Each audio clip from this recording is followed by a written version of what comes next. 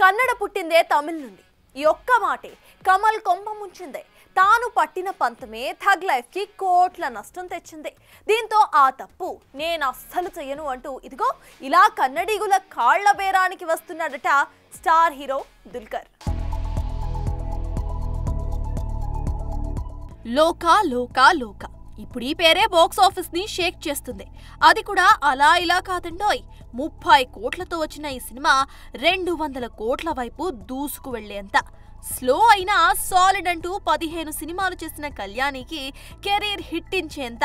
అటు హీరోగా ఇటు నిర్మాతగా చేస్తున్న దుల్కర్ ది లక్కీ హ్యాండ్ అనేంత అంతవరకు బాగానే ఉంది.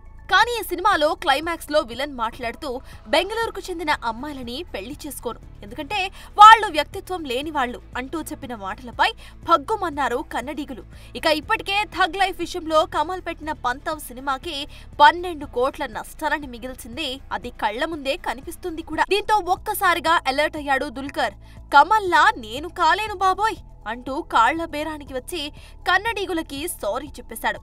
ఇదే విషయంపై వేఫరర్ ఫిల్మ్ సంస్థ అఫీషియల్ అనౌన్స్మెంట్ ను కూడా రిలీజ్ చేసింది.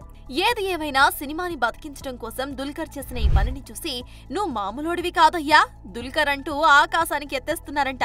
ఇక లోకా విషయానికి వస్తే తెలుగులో కొత్త లోకగా వచ్చిన ఈ సినిమా ప్రస్తుతం సౌత్ లో లేడీ ఓరియంటెడ్ మూవీస్ లో ఆల్ టైమ్ హైయెస్ట్ గ్రాసర్ గా నిలిచిందని టాక్. రిలీజ్ అయిన 6 రోజుల్లోనే 93 కోట్ల గ్రాస్ వసూలు చేసి కీర్తి సురేష్ నటించిన మహానటి రికార్డ్ ని లోకా బీట్ చేసిందని సమాచారం. చూడాలి మరి దుల్కర్ సారీతో కన్నడిగులు శాంతించి మరిన్ని కోట్లు కురిపిస్తారు.